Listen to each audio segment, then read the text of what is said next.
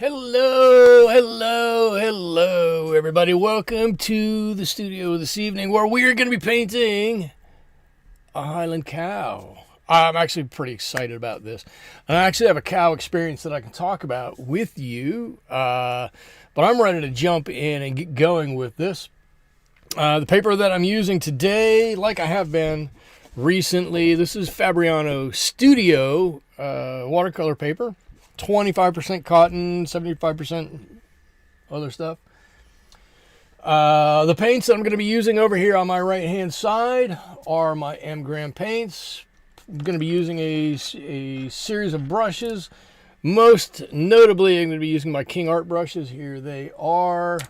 But I'm going to start not with that brush, but with a Da Vinci Casaneo brush. There it is. Nice tip, holds a lot of, or nice brush bristles, holds a lot of water. And I'm just going to jump right in. We got a few people watching already this evening. Welcome, everybody. I'm happy to see you guys here. Say hello. You're so inclined. I say this every week, and it's true. I do this because I enjoy talking while I'm painting. I like the interaction that comes along with it. So please join in and let's start a conversation while this is going on. Feel free to ask about whatever you like. That can be about painting. It can be about paint. It can be about paper. It can be about me. It can be about my art. I'm not worried about it. But let's talk. I'm sure it makes it more enjoyable for you. I know it makes it more enjoyable for me when this is a dialogue rather than a diatribe. But if I'm not going to get any takers, that's okay too. I'm happy to carry the conversation on my own. The only drawback is then you've got to listen to everything I want to talk about rather than us talking about it together. We are streaming here on YouTube, where I normally stream from, and simultaneously over on Twitch this evening. Suike is here. Rescue Auntie is here. Aloha. Aloha from Hawaii. I'd love to see that. And you know what? I've been to Hawaii once in my lifetime, and I found Dory, and I brought Dory home. And Dory, as we found out, Dory lives in my hometown, in the movie anyway. She lives in my hometown, so I was happy to rescue Dory and bring her home from Hawaii. But that's fantastic that I'm going all the way to Hawaii. Love to see you here. Yes, and Sadika says, are you new? I believe you are new here. I have one rule here on my channel. It's don't be afraid to ask questions. There are a few regulars here. Sudike is one of them. We're all pretty friendly. And we like answering questions and talking about paint, paper, and anything, I guess paint, paper, and brushes, anything watercolors. I'm trying to do this first bit here a bit looser. But I don't want to go over top of my animal, my cow here, really. But I'm okay if we get this a little bit looser. Maybe I'll throw a little bit of green in here. I've got this beautiful olive green color. And I'm just going to bring a lot of this color right on down. When we get to the cow himself, herself, I'm not really sure which it is. Maybe we'll switch that color up just a little bit. Actually, we can probably make this, as we're getting closer to the cow, we can make this a little bit more green. I've been here before, but can't always stay and watch the whole time. That's okay. You know what? I appreciate anytime you can come here. Like I said, get comfortable, settle in. I'm going to start talking about a lot of stuff. Some of it will probably have to do with watercolors. Feel free to ask questions about things. That's what makes our time together fun, is that it's interactive. I do have I do have one thing for everybody tonight. So it's kind of a special thing here. My youngest has just turned 17 tomorrow. Yesterday turned 17, and I'm actually kind of missing a family birthday cake celebration to do this live stream. So who's ever here? How many people? We got a few people here. If you don't want to talk in chat or whatnot, that's totally fine. But if I could get you all down below to say happy birthday, Finn. Happy birthday, Finn. Take a little thing, make me tickled. I'm sure Finn would be happy about that too. Happy birthday, Finn, down below. That would be so awesome.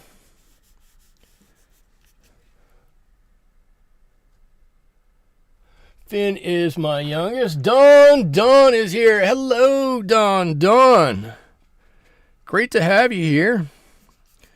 I don't know if you just heard my whole spiel. I'm happy to repeat.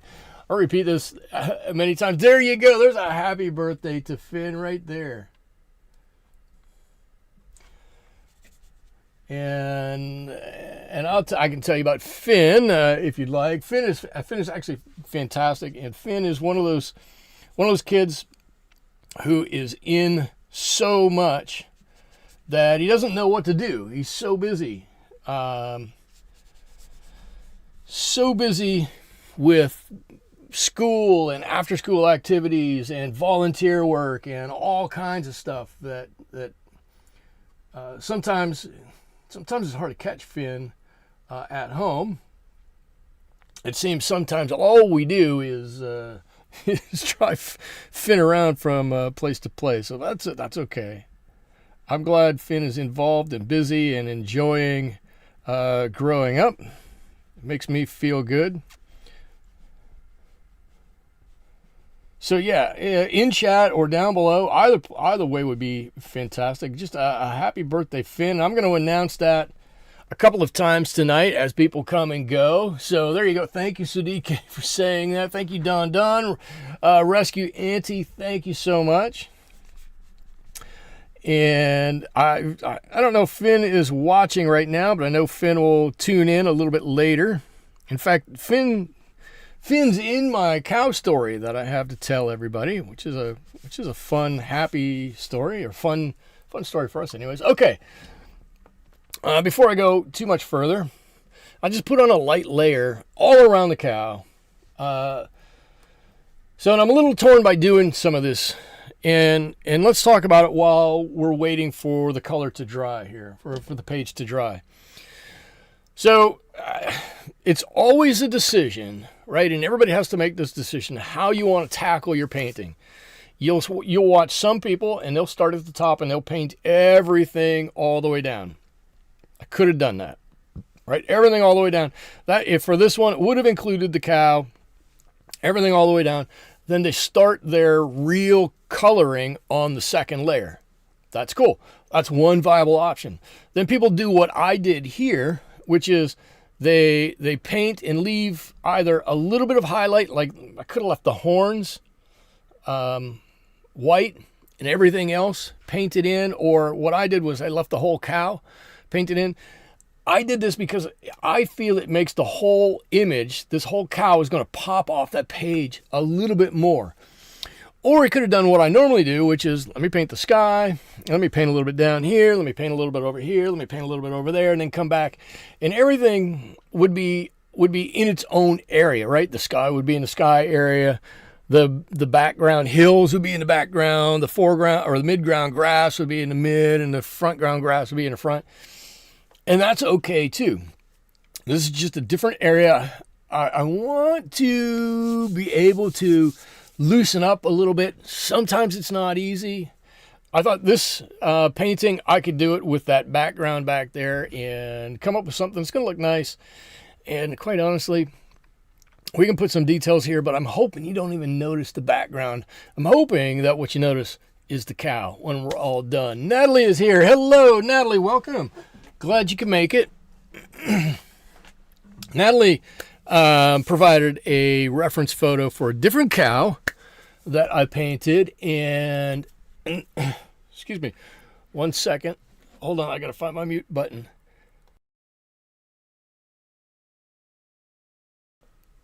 Okay, and Natalie, I'm happy to report that cow painting is in one of my coworkers' offices, and he absolutely loves it. And it's probably going to be there for a long, long time. Come on over here, Dory. Dory's out of position here. I don't know why she's all the way over there. But now, since I've painted the whole background and midground and foreground, I really need to let this dry for just a second before I come back in. So while we're drying, let's talk about a couple of things. What I want to do is I'm going to start with the horns, and I'm going to do a little darker out here at the tips. This is my plan. A little darker out here at the tips, then it's going to come in and be, I don't mean darker, I mean blacker, right? A little black out here, darker color. And then it'll be a little more ochery as we come in here, a little bit more tan as we work our way back into this cow's head, right? I'm hoping that the body's going to be a bit more orange than the horns. The horns and his mouth here. Oh, you know what? I totally forgot. I was going to draw a cow with his tongue sticking out, and I totally spaced on that. Anyway, so then we'll do the body of the cow, and then we'll come back in and we'll start putting in some a second layer of color on the cow. So that's the plan. Natalie says one of your friends named the Longhorn cow reference Fernando. Oh, okay. Well, Fernando has a forever home now. Let's see, we got a few extra people in here now, and I want to say, everybody, if you could, down below, in the comments down below, or in the chat, wherever, chat for me is over there. If comments are down below and chat's over there for you, wherever you want to put it, please put in a happy birthday, Finn. That would make my day. It's Finn's birthday today. I want to make sure we all mark that. And while you're doing that, I'm going to tell you my cow story. So, my wife and oldest son work for a concert company, and many of you have probably seen them. They put on the candlelight concerts. They do it, I guess they do it all around the world. They do the candlelight concerts, and there's no lighting. It's all acoustic. It's usually a string quartet or something like that. And one of the venues that they do that here is at a winery, and the winery, part of the winery is a ranch. And I'll just, and so Marta Lyle, thank you for wishing happy birthday to Finn. I'm totally sorry for butchering your name. I'm terrible with names. So they work at this venue that's part ranch, and they have a couple of rescue animals there. They have I'm trying to think they have a camel. I'm like, I couldn't remember camel there for a minute. They have a camel and they have a bull. The camel's name is Frida. And I guess I have a couple of pictures of Frida I could show. Camel's name is Frida, and the bull's name is Maui. I'm just looking to see if I can get these colors kind of where I want them. I'm not super happy with them, but we're gonna go with this. Well, anyways, this past weekend before the concert, Finn and I drove out to see the venue. I've never been to one of the concerts, and more than to see the venue, I went out to see Maui and oh my God, I forgot her name again. How can I forget her name? Maui and Frida. And both of them are actually pretty fantastic animals, but Maui must weigh 3 tons. Maui's a large boy, but he was having so much fun with us there, and he was jumping. Maui the Cowie, exactly. Maui was jumping and leaping around, and when you'd walk over to the fence where his corral is, I hate to say it, but he would kind of push Frida out of the way so he could be first in line to get some good scratching or some good love in there. But I think if Maui were able to fit in my car, we might just have asked him to hop in the back there, and we would have brought Maui home, even though we don't really have any room for Maui. But Maui was so lovable. And of course, being a large cow, when you get close to the fence and you wanna pet him or show him some affection, well, he's gonna push you with his head like this, and the whole fence line just rocks back and forth. He's so huge, and when he licks you, his tongue and his mouth is so big that he just kind of wets everything. Guess that's the best way to say it. But oh man, for half an hour or 40 minutes, however much time I spent with Maui, he was fantastic. So I'm going to imagine that this guy is just about the same and is just as fantastic of an animal as Maui is. And Gen X, hold on a second there. I see you put something in there. Just let me get a little bit more color on here. So these are light colors, and I understand that. I don't want them to be all that dark on here. I just want the indication of some colors if we need to come back and do something. But I want I want these to be light and be a little different than the color behind it. And yeah, maybe I didn't get the color behind it exactly right, but that's okay. I want these horns to kind of stand out a little bit, and they're going to. Gen X says, "Hi everybody. I don't have my glasses on," and I thought it said Highland Cow, and I thought it looks nothing like a cow. It looks like a cow. Carry on. It is a cow. Here, let me help. See, there's the cow head. Oh, here, this will make it easier for you. Maybe this will make it easier for you. There's the reference photo that I'm working off of right there. So that's our Highland Cow right there. That's the one we're going from. And when we're done, this cow is going to look fantastic. Excuse me, I gotta get a drink of water. So we're doing good with that. Let me jump over while I'm looking here. Crow. Did I type crow somewhere?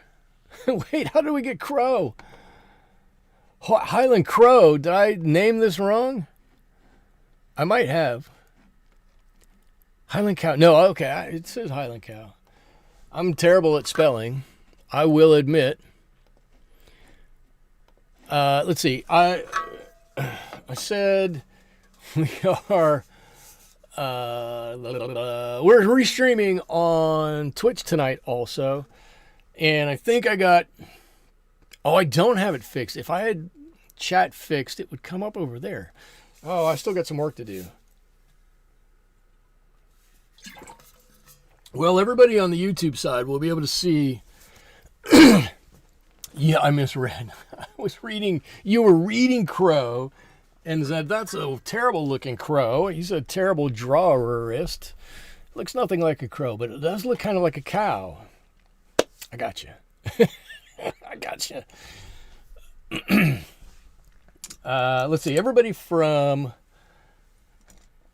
We're going to get to see on YouTube everybody's comments on Twitch. Twitch won't see the YouTube comments.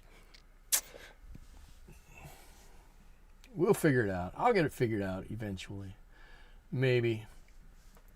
All right. I'm going to... oh, look at this color. Where's a scrap sheet of paper? Let's see if we can get a good color. Oh.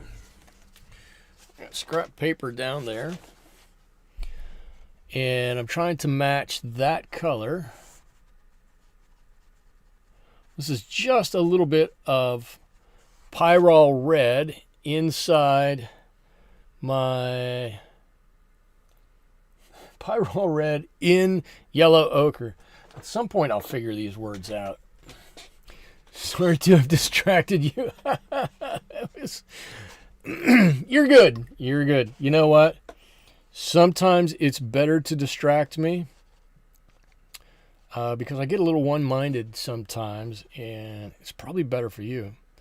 It won't be long, and somebody's going to start telling jokes. Oh, that looks better. That's a better color. It's a little thinner. It's a little better color. Somebody's going to start telling jokes, and then we're all going to get distracted. And that's when the real fun starts to happen. All right. I think my horns are kind of dry-ish. I'm gonna do the same thing with the body color of this cow that I did with the entire background, which is I'm gonna get the entire cow colored. I'm gonna get this base color in, and if there are some areas that are a little bit redder, more redder, that's cool. And if there are some sections that are more ochre-y, that's okay too. This is a base layer, and you know what? Sometimes those mixes of colors really have a cool effect on what we're doing. So I'm not going to sweat it too much. I'm going to go with it, and I'm just going to keep mixing as I go, and we'll see how it all turns out. And quite honestly, if it turns out great, which it will, that's great. If it doesn't turn out great, sometimes that's better, right?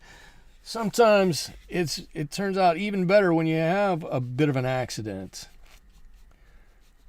So I'm not going to quite paint all the way out to that last little bit of hair that comes out the ends, you know, that little sticks out.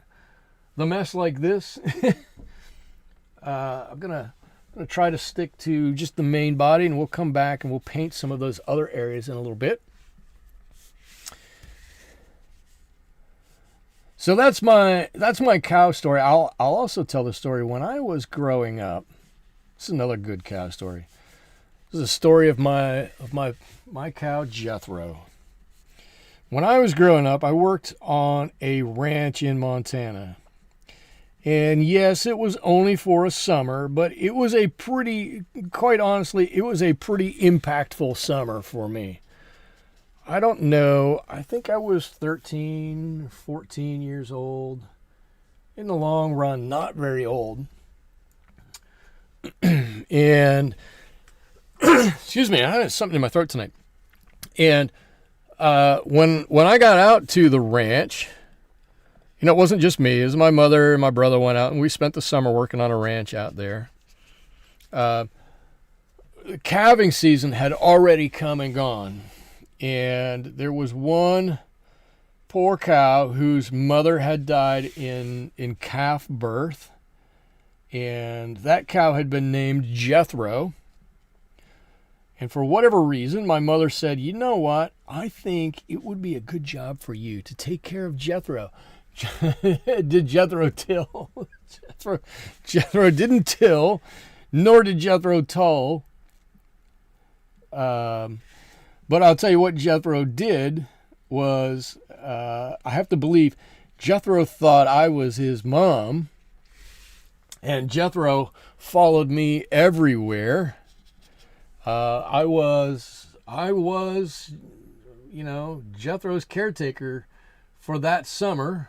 I got up in the morning, at least the early part of the summer. I got up in the morning, and I mixed Jethro's formula in a giant gallon milk bottle.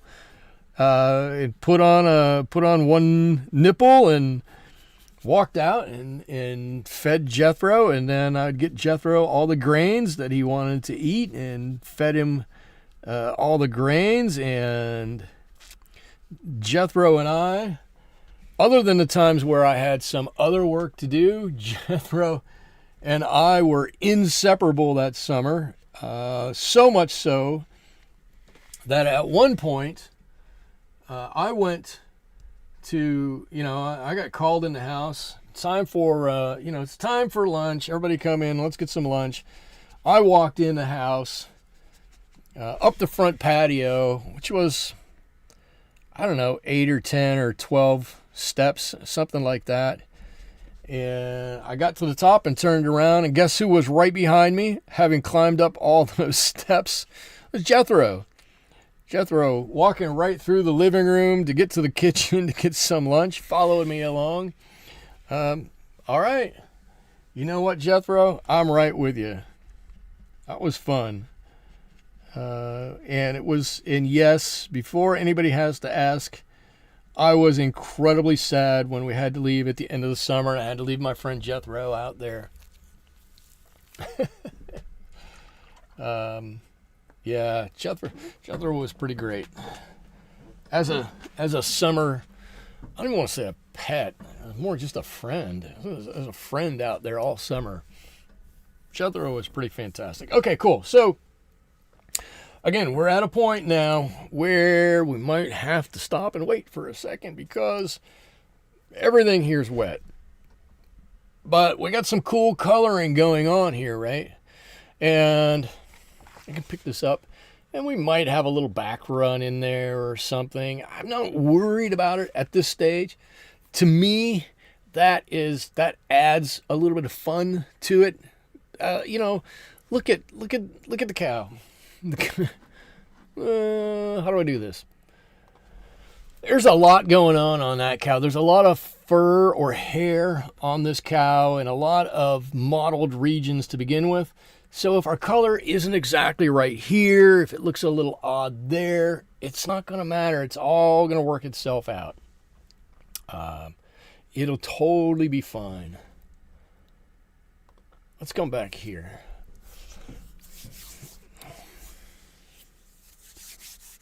I'm trying to think what I want to do next. And I think what I want to do is start with a darker layer. And so I'm just going to jump right in. And I've got to do, where's my pointer? I have a pointer. Here it is. So I've got an area here, right? This is his neck that hangs down, his jowls that hang down here. I've got like a dark pit up here and kind of a dark area here that I can come down on the side of that. It will make that stand out a little bit. Then we'll have to come back right underneath his chin and make that come down. For the time being, I'm going to leave his nose and his lip off of here. We've got a few darker areas inside of his ears we can paint, and a couple of areas down here. So our second layer is going to be starting to add those deeper areas of color on here. All right. And it's drying pretty quick. I don't know. I've heard that there's like a cold streak in a lot of the nation. I'm not sure about it anywhere else. What I am sure is that in my neck of the woods, it's not cold at all. It hit 80 degrees here today. I'm not saying that to make anybody jealous or anything like that. I'm saying that because it means right now it's nice and warm here in the studio, and my paper is drying pretty quickly, so we can move right along. And I've drawn on a few hairs here. You can see I've probably drawn on more than I would normally draw, but I'm gonna see if I can just go around some of these. And this is going to be the start of some darker areas on here for us. They're not, I wouldn't say they're dark. I wouldn't say they're in shadow. I would say they're just not maybe in quite as much light as these other areas. So let's go with that. I think that's a better way to think about it. it makes it a little easier. And as we come around, so I like to think about it that way, and I like putting on a couple of layers. Sometimes on a Wednesday night, it makes it a little bit more difficult if I'm trying to add a couple of layers, because it takes a little bit more time. But tonight, for whatever reason, I'm okay with it. Let's do it. I think, what I think it was? I think after the puffin last week, I tried painting the puffin in a fewer layers and a little bit heavier, a little bit darker, and it kind of didn't work for me. I kind of didn't like a couple of those layers. They got a little too dark, a little too quickly, and puddled up a little bit, or got exceedingly dark and clumpy a little bit for me. And I don't want that to happen again. And now we're at one of those times. I've looked up a few times and I don't see anybody chatting, and I'm wondering, I keep looking going, am I still broadcasting? I'm still broadcasting. It's okay. It's me. It's not you guys. It's me. I'm just going to go with it. And I'm just doing a line. What I'm doing in essence is a little bit of negative painting here, right? What I'm doing is I'm painting everything that is not the fur in front. Am I specifically following the lines that I had there? Probably not really. Am I coming close to it? Yeah, probably coming close to it. But if I'm not exactly there, I'm not going to sweat it all that much. But I'm trying to block in a couple of shapes more than anything else, especially like on his leg here or anything that's not this hair. Let's just block in a shape that's going to be what we're going to paint. And because it's me, I'm not certain I want a hard edge here, at least in some areas. Maybe a little bit more color. I put a little bit of this burnt umber in this color. That's okay. It's all right. Some nice hairs here. I should have started on this side. Would have made things much easier. Sometimes I forget to make it easy on myself. Gen X says it's looking great. Thank you. Thank you. You have no idea. Some nights when you guys say it's looking great, it means so much. I feel like not every night for certain, but some nights I feel like I'm sitting here painting and I'm just going, I don't know what I'm doing. So to get a little confirmation like that means a lot. Thank you for that. Let's see, this is kind of I'm trying to look to see where this comes out and gets darker, like right in there.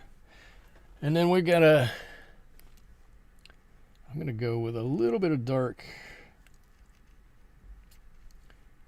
right in here. And we'll see, I think we're gonna see that this is gonna start to look good after maybe a couple of other rounds. Kenya is here. Hello, Kenya. Thank you for joining. I think the cow, was the cow your idea, Kenya? I think it is. I think it was. It's a good idea. I think the cow was your idea. I'm not sure.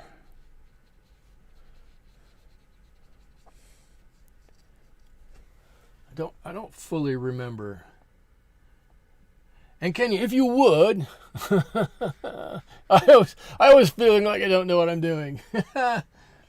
I'm with you on that. Nah, I don't. That's not a great feeling. I don't want anybody to feel like that. I think that's part of why I do this.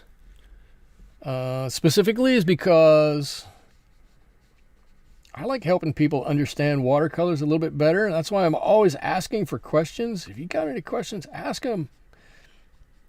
I love answering questions. I want everybody to, I think I seconded it. Yeah, okay, you seconded it. Okay. So it wasn't yours, but you were in there. That's totally fine. I just have such I hate to say it this way, I have such a love affair with watercolors. And they bring me so much joy to paint. I wouldn't always say that I'm all that good at some of the things I paint, and I think that's totally fine.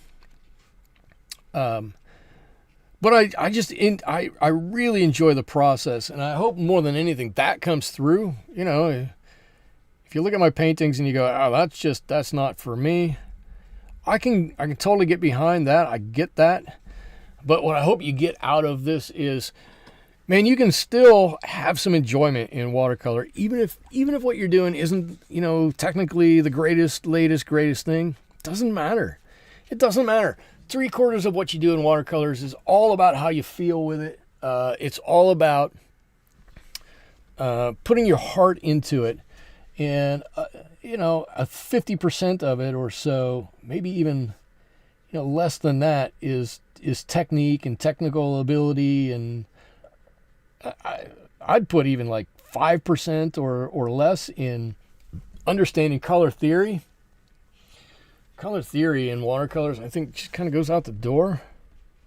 We see so much more with shapes than we do with colors, and especially with watercolors, the way the water takes color and moves it around the page sometimes makes that so much more exciting. If the colors aren't right, but the shapes are right, sometimes that's what makes a painting more than anything.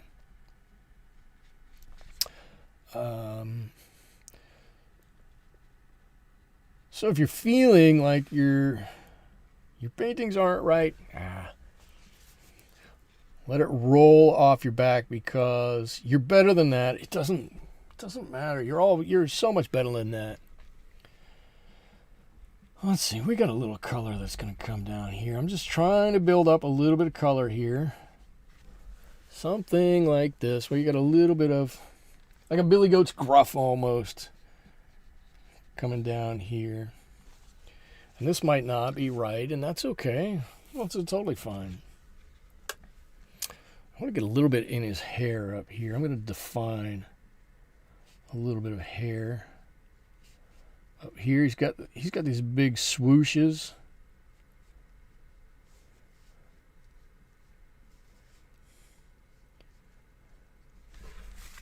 All right, and I think up here, where we might not put too much more on, I think it's more important to have some texture on his head more than anything else. I bought some Highland brushes. I'm enjoying painting very loosely, lots of water.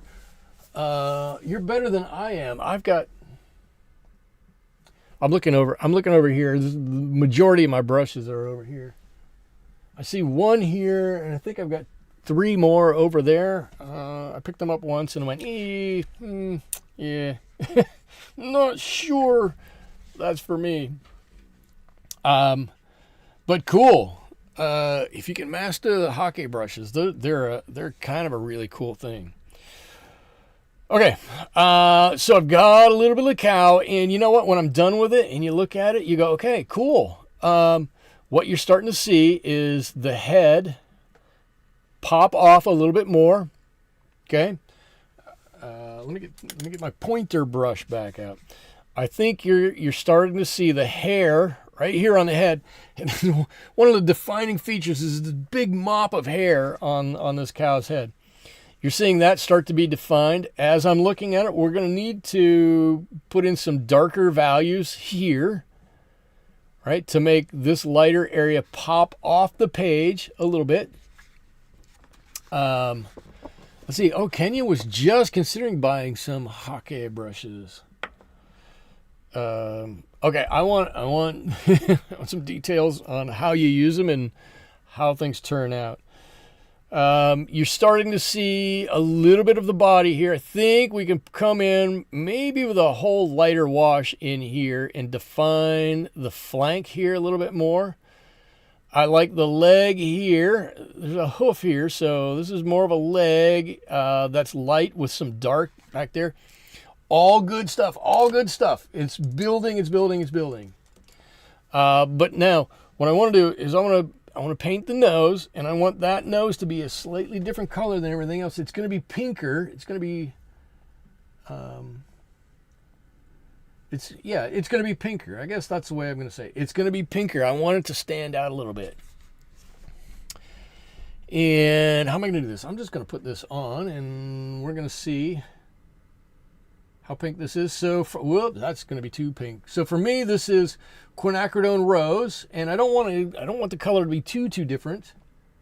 So I'm going back into my yellow ochre. So quinacridone rose and yellow ochre, and that should give us a nice pinky color here. Not too different, just different enough. That's funny, I just looked up and it looks totally different.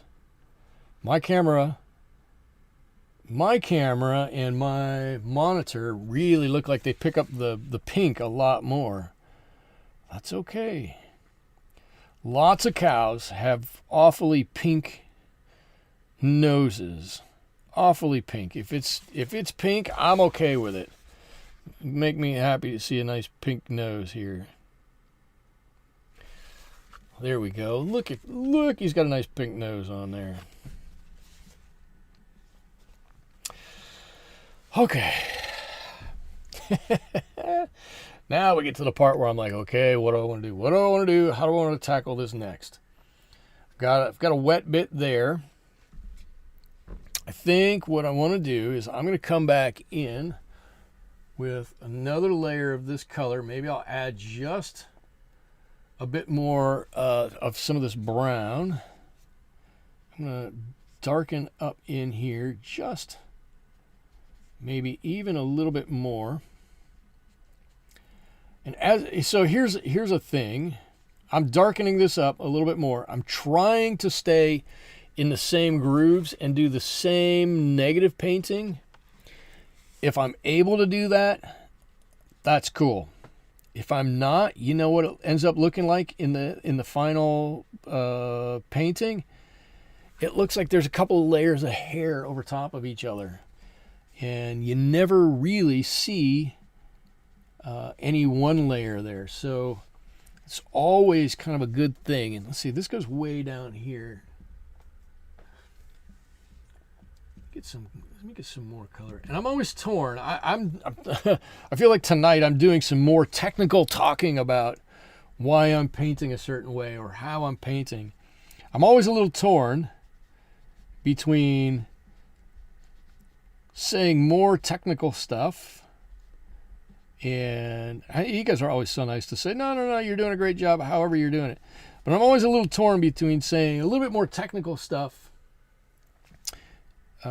in how or why I'm painting. I actually like to do more of the why I'm painting, maybe just a little bit less of the how, and then let you guys take it and run with that, and you can easily figure out everything from there. And we've got a nice big dark area on this side too, so I'm going to put in a little bit of dark color over here. I'm going to let this come right around. I don't want it to get too dark right down here by this grass, because I might throw some grass back up over top of this, and I want that to be able to shine through a little bit.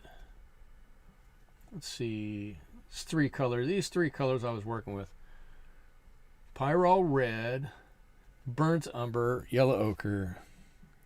If I need that little bit of extra darkness, I'll throw in a little bit of sepia on this one. Just a little bit. I don't need much. Joe Menza as well. Did I miss something? I bought some Joe Menza. What's a Joe Menza? Somebody help me out. Seriously, did I miss something in the chat? I feel like I'm losing out. Joe Menza. All right. Well, Joe, if you're out there, Joe. I'm not disregarding you, Joe.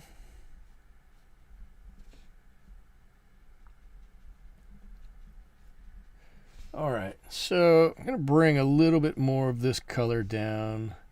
There's kind of this leg is kind of like tucked back underneath here a little bit. Causes this other little dark spot on this side. This can go up a little higher here, I think.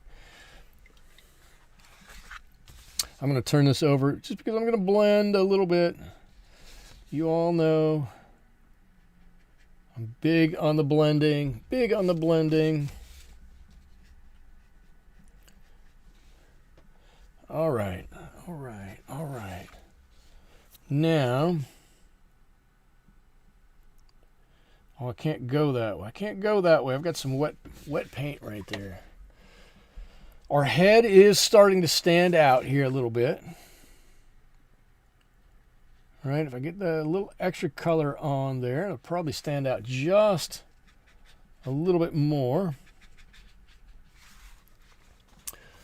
Yeah, that head's starting to pop off of there. I think we can make some darker colors up here.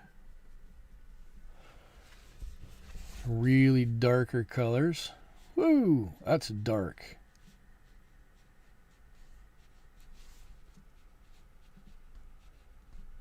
If we get some darker colors way up in there, it's going to push those dark pits back. It's going to push them back. We're going to have a bigger, wider area up here.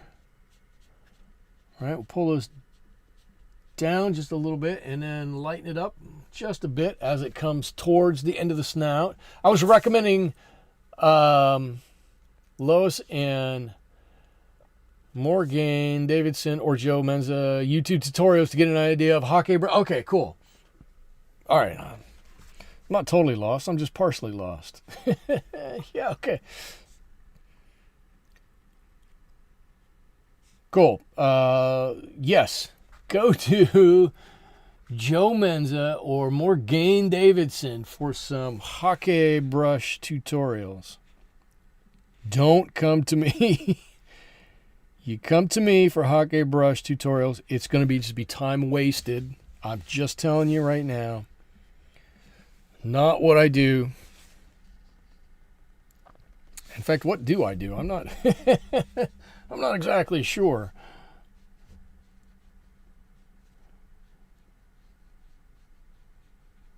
All right, look at that. So all of a sudden, right, that darker value in there really did. I got a little extra water in there. We'll blend that around a little bit. But that darker value really helped push that hair forward. Shoop, just like shoop, out it comes.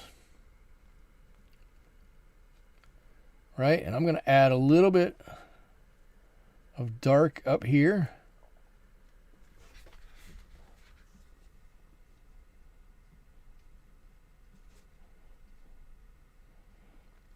This will help, should help to layer some of the colors up here just a little bit. And if they follow those lines exactly, cool.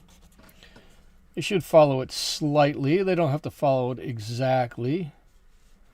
But we should start getting kind of a mess of hair up there.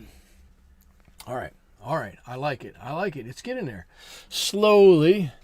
Who's here? Uncle Junior is here. Hello, Uncle Junior. Welcome. Let's see. I'm going to say this. I'm going to say this another time. It is my youngest's, or it was my youngest's birthday yesterday. I'm supposed to be at a family, not a birthday party, but you know, kind of we're doing a cake tonight with different members of the family. So I can't be there, but I would love to spread some cheer. So if you haven't done so, please, in the chat or in the comments down below, just give a happy birthday Finn down there. That would be so nice of you to do. I would appreciate it. I don't know if Finn is going to appreciate it, but I certainly appreciate it. And I know that there are a number of people from Finn's school that will eventually be watching this. So hopefully they'll throw a happy birthday Finn on there too. And those happy birthday wishes will live on for quite a while. There we go. Look. So his head is starting to look good. It's starting to look better. I don't think it looked bad ever to begin with, but I think it's looking better.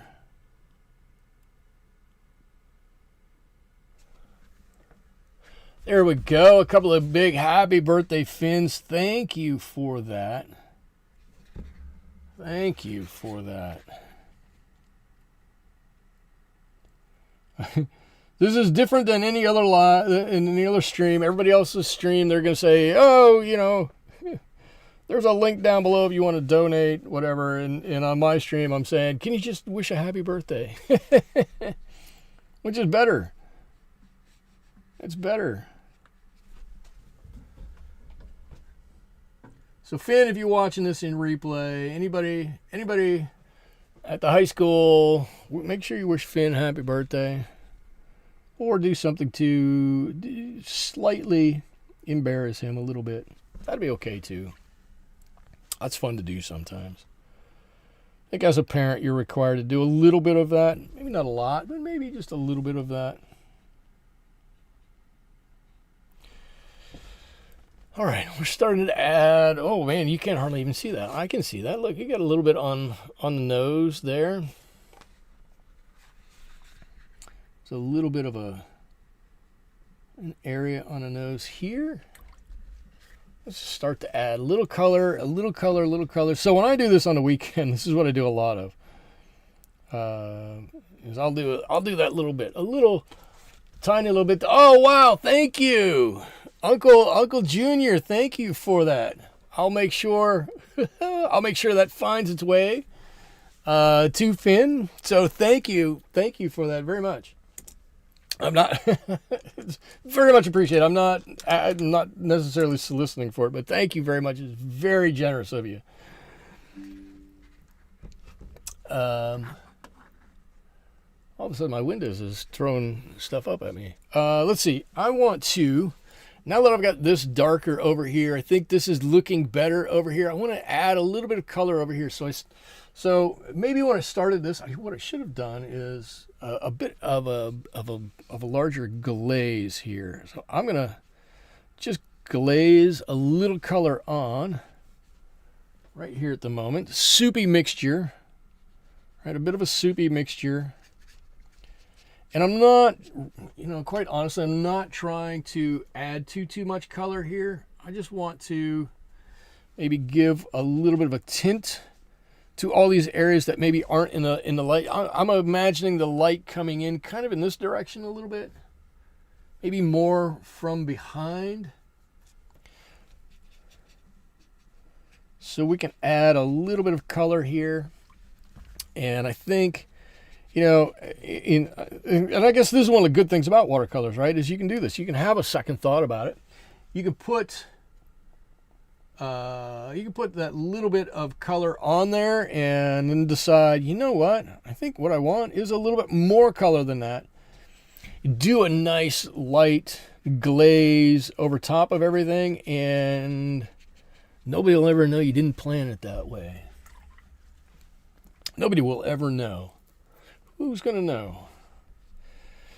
All right, what do we need to do? Whoa. So now I've got this all wet, some ears that are wet here a little bit. But if you look at him right here, right up along here, he's really starting to get some nice areas in there. I love that. It's fantastic. I think what I'm going to do is, let's see, just curious, do you live anywhere near where the almond groves are? So I can drive to some almond groves, but I don't live near any almond groves. The closest almond groves I know of are, if I just start heading east, they're about an hour east of here. Almost to Bakersfield, along the highway out towards Bakersfield. A number of almond groves out that way, but where I'm at, nope, not right here. I haven't been out there in a long time. And in fact, you take the same here's a little brush with fame, not mine. You can take the same highway, and I don't remember what number it is, but it's the same highway that James Dean had his crash on. There's right at that corner, there's a gas station now, and it has a big plaque that says James Dean crashed here, and you can drive right past there. But no, not here. A lot of vegetables grown here where I'm at, but that's it. No tree fruits here. In fact, I don't think we don't have any oranges. We do have some apples grown locally, but not a ton of them. No peaches, not in large numbers anyways. Nothing like that. But the nut orchards, they're going to be an hour inland from here. All right, while I see it, I'm just taking off a little bit of a hard edge, a very soft, damped brush, and just rubbing it on there to get that hard edge off. That's it. Don't want to do anything more than that. I'll tell you what I do want to do. Well, I want to get some of these weeds in here. I kind of wish I had a big fan brush here. I don't really have a big fan brush, so let's see what we can do here. I'm going to go back in with my olive green. I'm going to mix in some of my cobalt green with that. I'm going to make it a little bit more soupy. I don't want it to be super rich in value. Maybe a little looser than that. All right. We've got these areas here. Oh yeah, I think I can do it with the side of my brush. I'll have to be careful over here a little bit. These weeds pop up over here. Get a little darker in a couple of areas here.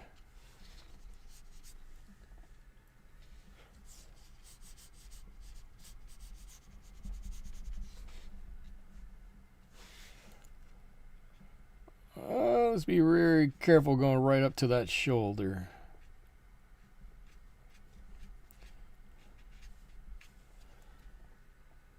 And a couple of different colors here. If we can get this a little bit mottled, I think so much the better. And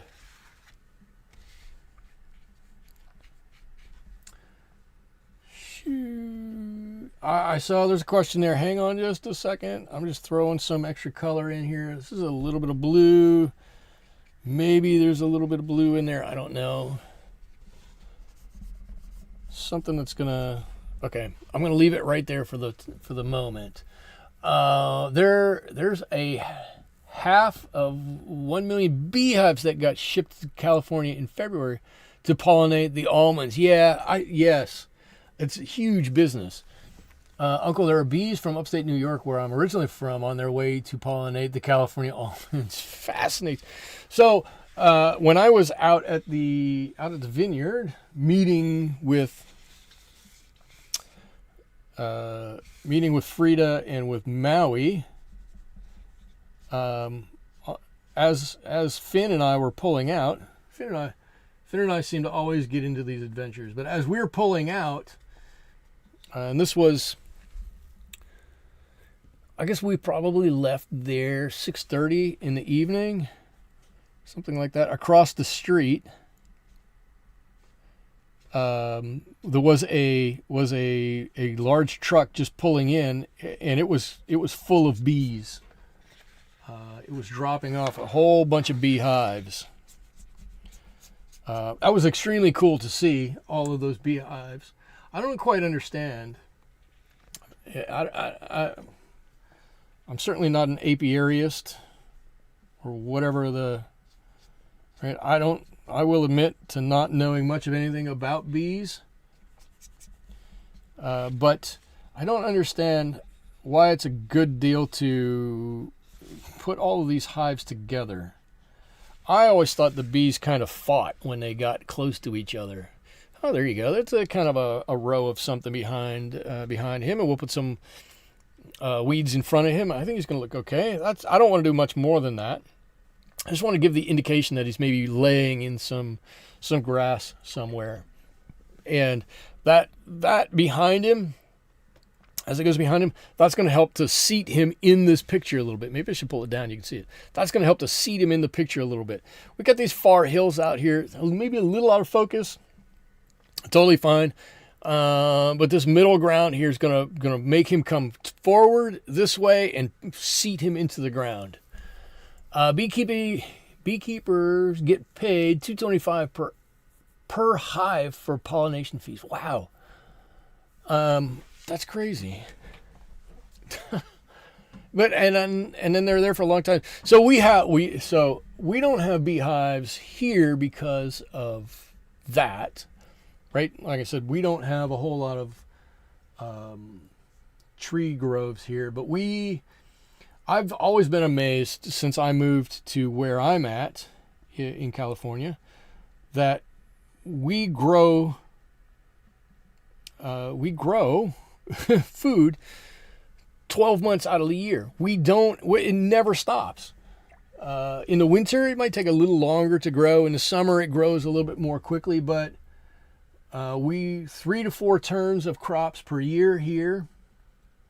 It stays warm enough. We don't get a freeze. And it's just nonstop go. And they will take the hives and they'll put them in this field, and then they'll move them a mile down the road, and they'll put them there, and then they'll move them a mile down the road, and they'll put them over there. And those poor bees are on the move all the time. But when bees are feeding on plants, they never fight. Okay, so they don't. They don't fight with bumblebees. They don't fight with wasps while they're feeding or collecting pollen. Sometimes the bumblebees get a little pushy. But I thought that you would see them, and again, this is my naivety of bees. My only run-in with bees we had some living in the barn in the house that I grew up in, so I don't know. But I thought bees would, from time to time, get into other bee hives, and that's why you had sentry bees, to try and keep the other ones out. Or is that really a rarity, and like David Attenborough was lying to me? What a bad guy he is. Is that not right? Is that not a thing? Uncle Junior, I'm relying on you here. You seem to know. I think my personal opinion is that bees are completely fascinating. But I've just never really taken a whole lot of time to understand them, but they are completely fascinating. All right, we're getting a little bit on the nose here. This is one of the times I wish we could have had audio chat. Could just go ahead and say it. But we don't have audio chat.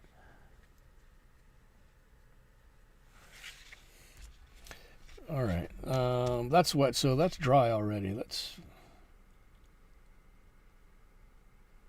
If this is kind of my shadow side over here. When other bees get into your hive, okay, I'm going to read this in just a second. When other bees get into your hive, you probably do have to do something about it, I would suspect.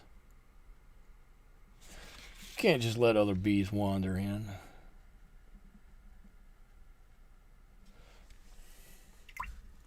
I've seen the Bee Movie. I know how it works. There's that one guy working the Krellman machine. Let's see. When other bees get into your hive, that's called robbing. They don't actually fight. The robbers go to steal the honey, but in the process, they do fight inside the hive. They don't actually go into fight. They're just going into to hopefully get some quick, easy food. But in getting the quick, easy food, the people that they're getting the food from are taking a little compunction about it and maybe pushing them back out or something. That's kind of what I get from that. They don't want to do it, but they don't want to freely give away all the food that they've just spent months trying to collect.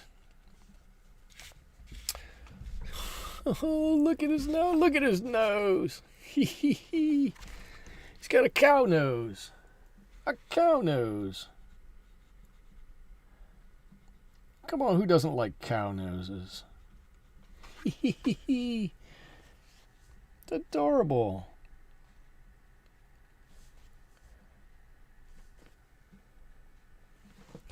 I do know that we growing up. Oh yeah, look at the cow nose. Growing up, we didn't farm. We weren't farmers.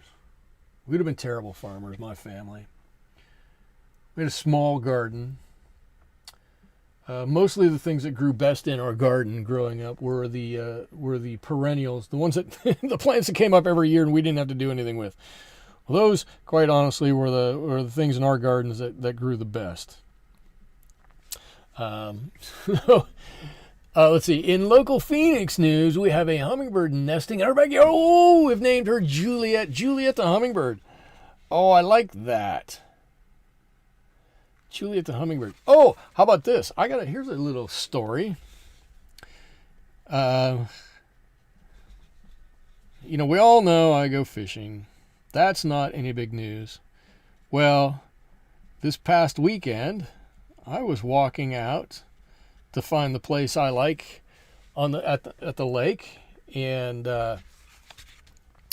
walked up onto a skunk. And typically when I go out there, all the skunks that I see, they see me and they kind of head the other way and just kind of wander away. No big deal. Do. And I just kind of go, okay, thank you, see you later. And they don't care, and they just kind of walk away. Well, this past weekend, I kind of walked up on a skunk and he didn't want to go anywhere. He said, nope, I'm staying right here. And so he and I sat, and as he was not moving, he and I had a conversation and a little film session. I got my camera out and started filming him for about a minute or so. And I just yelled at him, come on, get out of here, get out of here. And he just kind of looked at me and then hopped and wandered away. And after 20 seconds of filming, he was off and gone. And I was like, that was actually pretty cool. I've seen other skunks out there, and they come up, and it's skunk breeding season. Oh, great. Normally they just kind of see me and they turn the other way and head out. Well, maybe that says more about me than the skunk. But this guy wanted to stay and hang out a little bit, and so we had a nice little time talking to each other on Sunday morning or on Saturday morning, and I got some video that I got to come home and show the family. And everybody was like, "Well, I'm glad you didn't come home stinking of skunk. That would have been bad." And yeah, that would have been pretty bad. But they're cute. They're cute. And a bee. Okay, good. More bee facts. In a bee yard, a small beehive with not so many bees will lose and die out from the robbers killing them. Oh, that's horrible. Now, a big hive can defend themselves better with guard bees to keep out the wasps and bees. Okay, so what I'm getting is the bigger the hive, the more they have to designate to any one given task. such that if they need to put more on sentry duty or guard duty to keep other beasts out, they can do that. Now you're going to have to paint a... No. I'm done painting black things for a time being. I did a penguin, I did a puffin, I did a black cat, I did a bat. What else did I paint? After stating last year, I didn't like using the color black. I've caught myself using the color black so many times. But they are pretty cute. And this is turf month, right? I guess you could say skunk is certainly not a surf, more of a turf, I guess.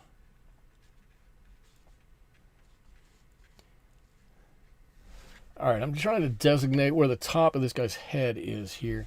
He's looking good. He's getting there. I think I want to put a little bit more dark inside his ears here. Just looking at it and thinking, where can I add a little bit of extra color? What can I do here to give this a little extra depth? And this go around maybe even a little less area to cover than before, but a little bit in here. Something like that. And I'm trying very hard not to put this on in a really thick way.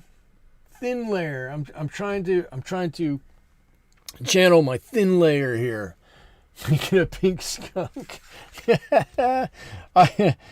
So that's funny. In my work life, not in my watercolor life, in my work life, I like to write with, I guess they're Bic Flair pens, right? The felt-tipped pens. I just like the feeling of writing with those. Well, I got for Christmas a whole set of like 24 of those. A whole pack of them, right? A whole bunch of these pens, and they're all different colors. And I have 2 different pinks, I have 2 different purples, I've got all these different colors of them.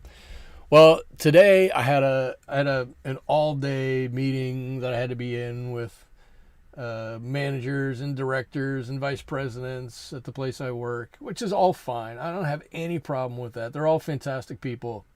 I love working with all of them. But psychedelic skunk. But I took to write with one of my pink pens, and when I got there and I pulled it out, I had more than a few curious looks as to why I'm using a pink pen in such a meeting. I don't know, because it's a cool pen. Why wouldn't I use it? But there were some curious looks for sure.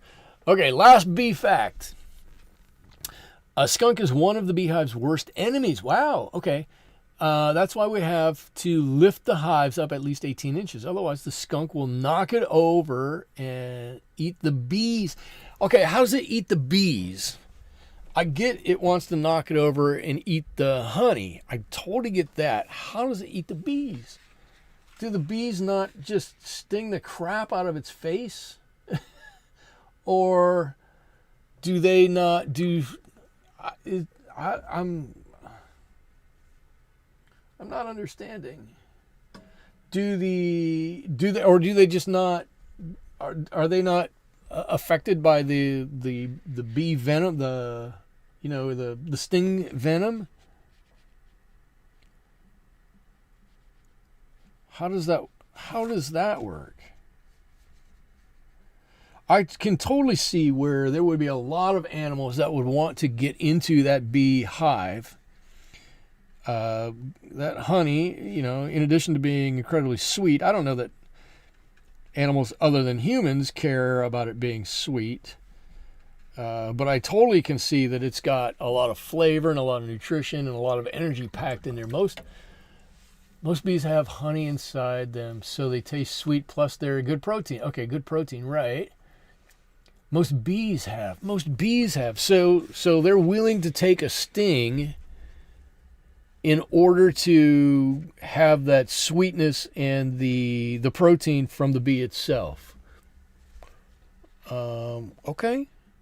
I totally understand that. I can totally get behind that. All right, how's this guy starting to look here? I'm going to move some of this color around. I'm just going to dab this around a little bit here. Interesting.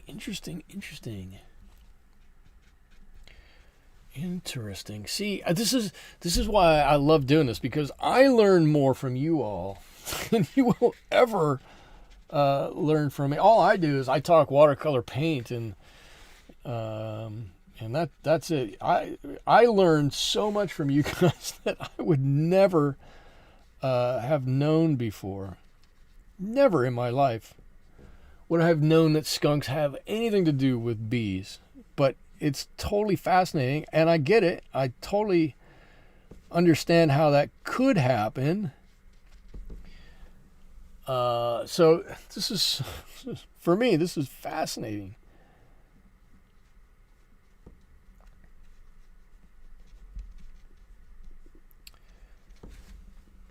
But I don't really get I totally get the outside that whoa, that's too red. That bees may not be able to sting through the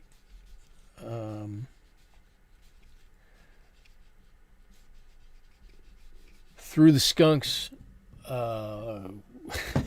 coat.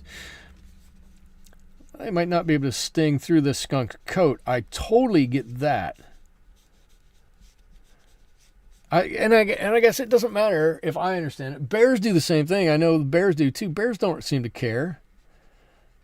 And I don't understand that either. I'm like, that must just hurt. Most things simply never make contact with the skin. That's how. How do I learn how to not have them make contact with the skin? Years ago, this is probably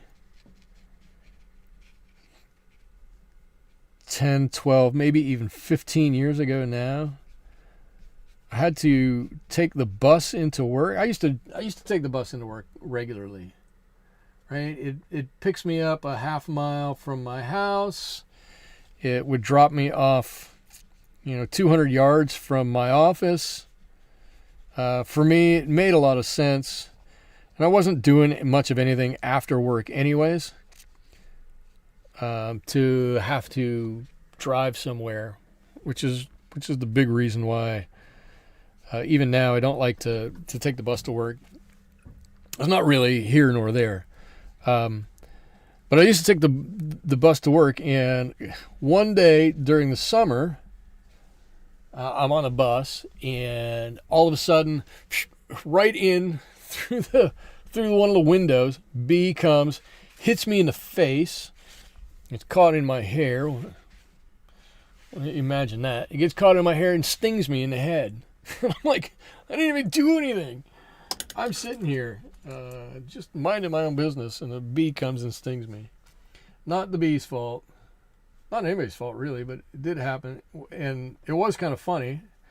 And then I'm sitting on the bus. I mean, thankfully, I'm not allergic to bee stings. I don't have any, like an anaphylactic shock or anything like that. But I was thinking, holy cow, if there was anybody on the bus who was allergic and this bee just had flown in and stung somebody, holy cow, that could have been terrible.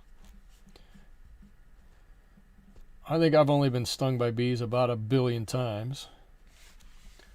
I did say I grew up and there were some in our barn growing up. Didn't I? Did I say that? I don't know if I said that. There were bees in our barn growing up.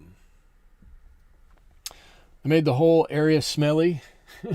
Beehives have a peculiar smell to them. If you've never lived by a giant beehive, and it was in the floor joists, in between the floor joists in our barn, and it went like back for 20 feet or something like that. It was a large hive of bees. We just left them be. We didn't do anything with them to try and get them out of there. And they just kept going and growing and growing, and they have a peculiar smell to them for sure. Let's see, I'm going to do this one more time. And most of you will have heard this before. I don't know if we have anybody new here. But yesterday was my youngest son's birthday, Finn. So if you're here and you haven't done so before, either down below in the comments or up here in the chat, give a happy birthday, Finn. Finn. Happy birthday, Finn. Finn will see it. And we can wish Finn a happy 17th birthday.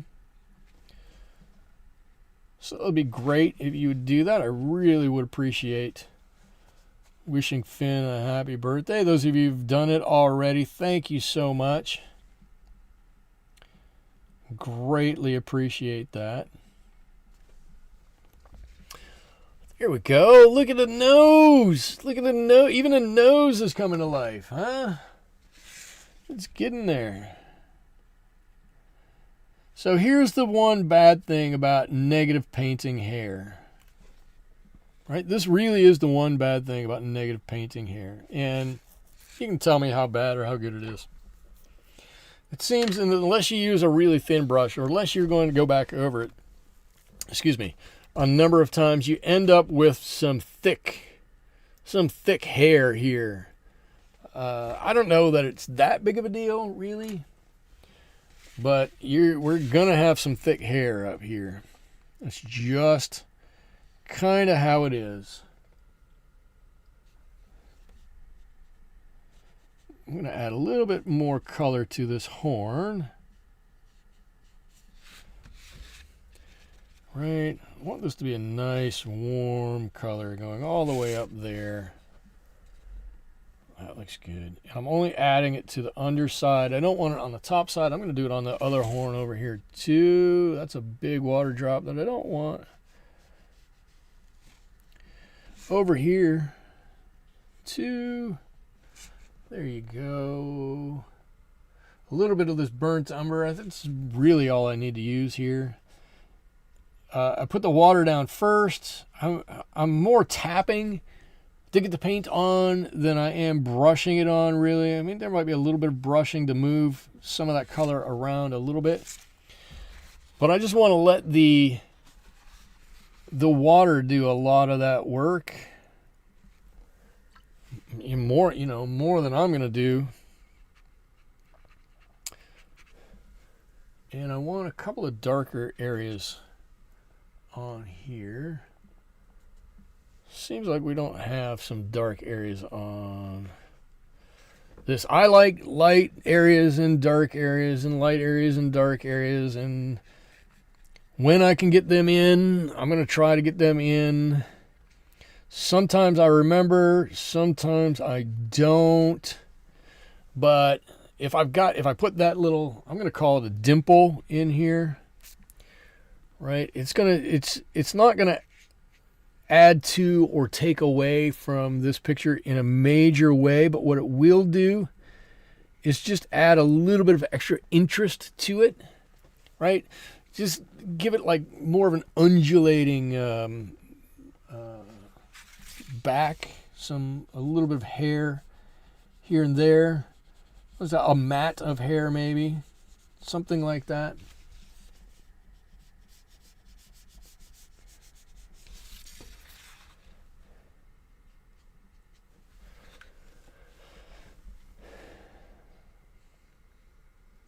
And most of you see me do this before. You just put a brush stroke up there. There's a little bit of hair on there. It helps to define the edge. It sets that edge. If you make it a little bit darker, it helps it set it off from that back a little bit. and you get the viewer gets the impression that there's a lot going on back here. They just can't quite see all of it. So you get the benefit of doing a lot of work when you didn't do a lot of work. Sometimes it's really nice to do something like that. If that makes sense. If that makes sense. Let's do that. So we got this beautiful dark patch here now. Got some hair growing up that way. Right? What I don't want is that tide line right there. I don't want. Got some hair down here. I love the nose. The nose is my favorite part. Looks like I got my finger in a hoof down here. That's probably not good.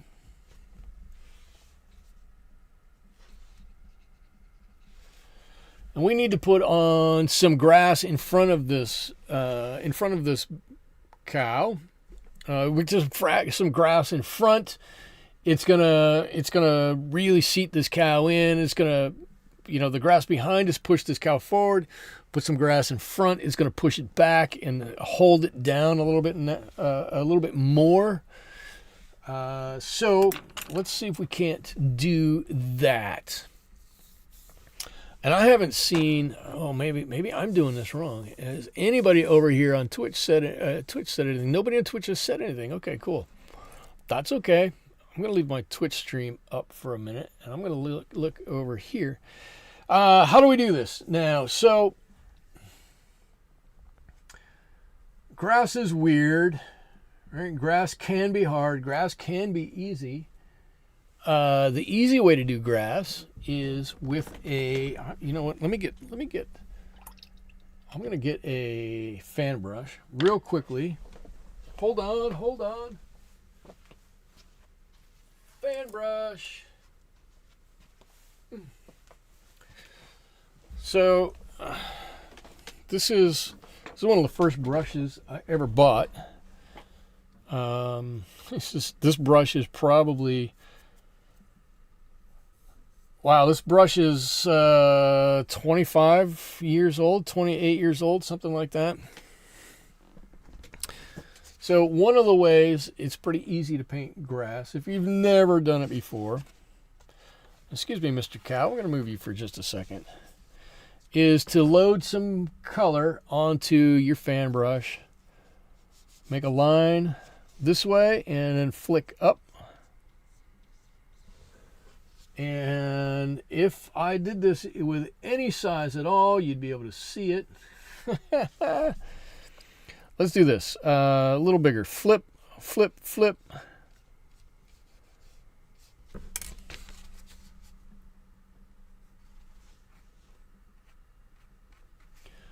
There's some grass, right? That might not be the best grass in the world. You can make a little smaller patch of grass. If you just wanted to make some lines, you could do that. You could do it from the top down if you wanted to, and make some grass that way. But the fan brush, in fact, I'm not even sure what, other than grass, what you use a fan brush for, to say the truth. But you can make, some lines this way that your grass grows out of. There's a little mound that grass is growing out of right there. Dig, dig, dig. Or, you don't want to use that. That's one way to do it. Or you get a little bit smaller brush and you do something similar, which is you just flick, flick, flick, flick, flick. You have more control over individual blades of grass doing it this way, but it takes you a little bit longer. I think I'm going to use because I'm used to doing it. I'm going to try to do my grass with my round brush here.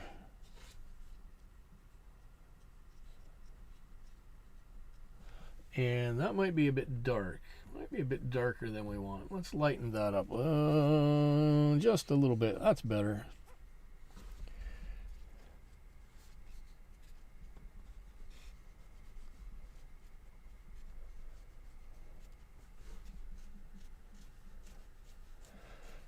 If you make a fairly thick mixture of this, then have you ever used the fan brush for fur? No. No. Because I will tell you why, Gen X, that I have not used the fan brush for fur, because I hate painting fur. I don't like painting fur. Fur to me is hard. I'm not one, so my philosophy on fur, I'm not one that likes to paint the whole animal in fur. I don't think we gain a whole lot by doing that as artists, right? I really don't. I don't have a problem with people who do it, or I don't have a problem with the artwork of people who do it, or anything like that. It's just not something that I really have ever done. And when I see it, I'm always kind of like, really? That's how you do it? It's got to be a better way than that.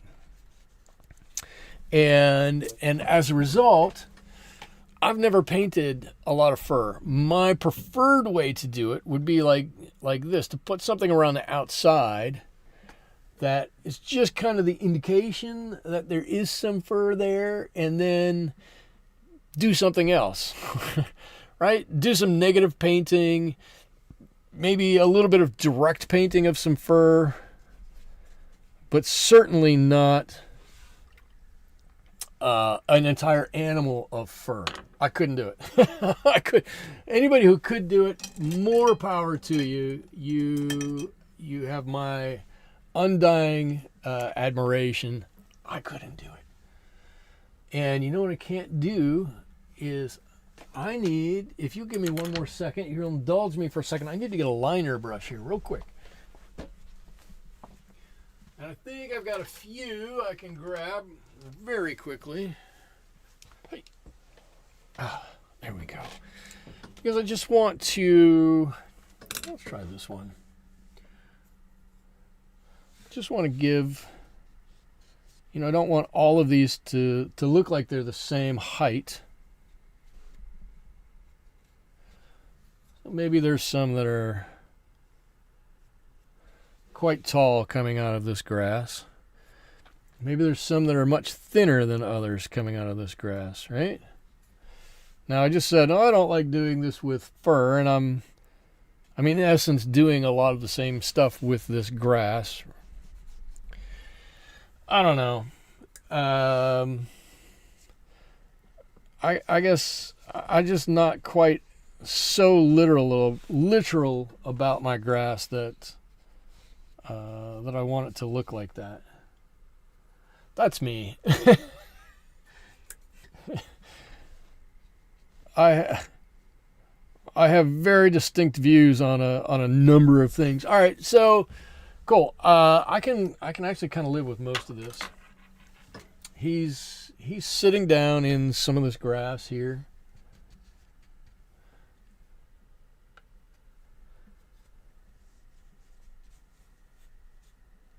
Or she. Could be a she cow, I suppose, right? Doesn't have to be a boy cow. It doesn't have to be a bull. It's not a hen. It's just a cow, right? You don't have... I'm trying to think what you call cow. A girl cow. A cow. Just a cow. I don't know. Just a cow. Wait a minute. There must be something different.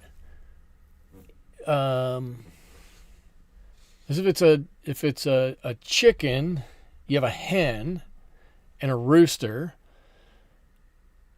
A horse, you have a mare and a sire.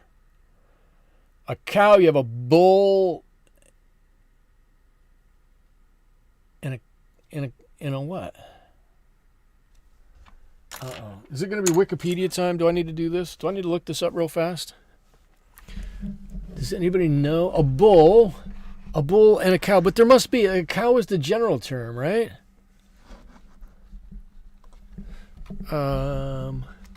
Bull versus cow. Let's see. Okay, hold on. What is a female cow called? Somebody else asked the question too. A female cow is generally called a cow. Or a heifer if she has not given birth. Well, I don't like that quite as much. Okay. Well, there we go. There's the answer. So I like this. So here's some things I like here. I like that the grass in front is grassier. It's more defined. It's darker, right? You look at it, your eye goes, that's closer to me. This grass, further away, anything that's back there, way out there. I kind of like the fur. I like that we have different fur, different spots in different areas. I like the neck here. It comes down. I actually like his hoof over here too. And this leg that comes out. I like the horns. And I like some of the hair. But I don't know. I think I would have to do this another time or two to really perfect this. I think there's too much for me.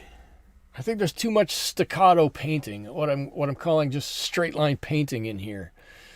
And I'm struggling with it a little bit. Now, I don't want to just say, "Oh, this is terrible," because I don't think it's terrible.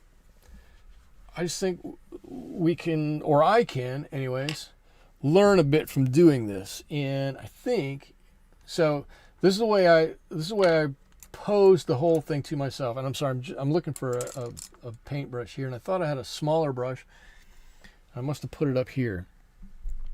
I think what I'm struggling with is I had all of these lines drawn in here and then went away from them. And I think that what I should have done, and maybe this is where I need to learn a little bit,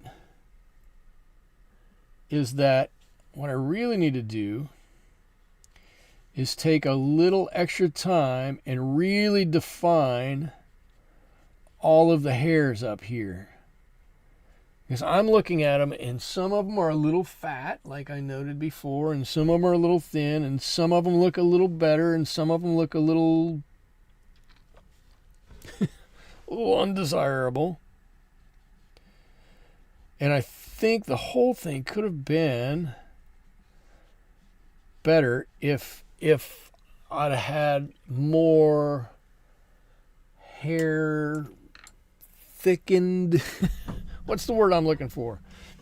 If the hair that I had painted had maybe a more true width to it. Is that what I'm trying to say? If it was more uniform, maybe that's what I'm trying to say. If it was more uniform, maybe I would have a little different interpretation of it. I snipped my old hog hair fan brush bristles, so when I use it to paint grass, it doesn't make the thickened paint look so grass that sometimes comes too thick, right? Okay, yeah, that said, I like the thick grass too. Yes, I totally get that. And I actually have a hog bristle brush around here somewhere that used to be used for stenciling. Very thick, very stout. And I used to be able to flick it, and I wouldn't get the blobs and stuff like this. Here, I kind of think it works. Adds a little lightness, or maybe a little dip, or a little shadow off the side of that, or something like that. Texture, texture, right? Okay, I'm gonna sign this guy over here. And I'm going to call this one good. I think next week, though, I'm going to pick something that's a little more in my wheelhouse. Something without fur. I've done, God, it seems like I've done a lot of fur. I'm going to do something, I don't know. I'm going to think about it. So I'm going to call it here for this evening. Wow, hour and 40 minutes we've been going. Holy cow, it seems like 25 minutes, quite honestly. Really, the time seems like it has flown past. That's a testament to you guys keeping the conversation going.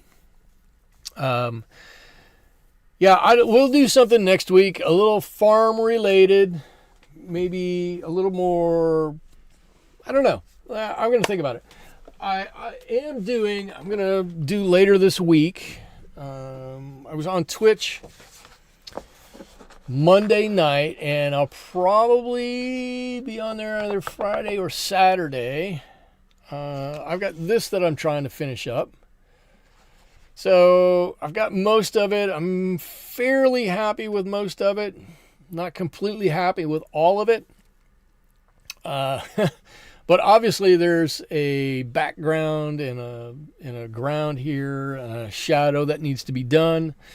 I've still got some work to do. Well, I've got some work to do on a lot of it, but I'm having a lot of fun with this.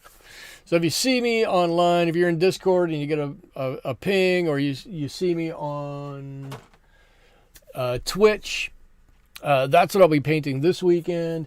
Next week, I'm going to be painting on Twitch along the same lines. It's a motorcycle that has legs instead of wheels. The truck has hands.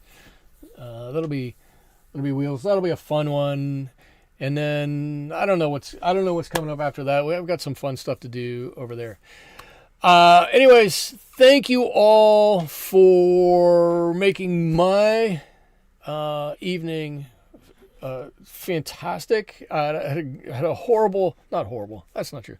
I had a stressful day today. I had a few things go wrong, but I've been looking forward to this all night. So thank you all for making this a lot of fun. Uncle Junior, thank you so much for the super chat. Was it a super chat? The donation, whatever it was for Finn for the birthday. I will make sure Finn gets that. Thank you all for wishing Finn happy birthday.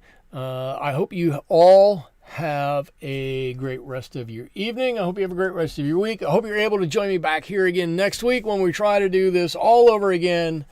Thanks so much. Bye-bye.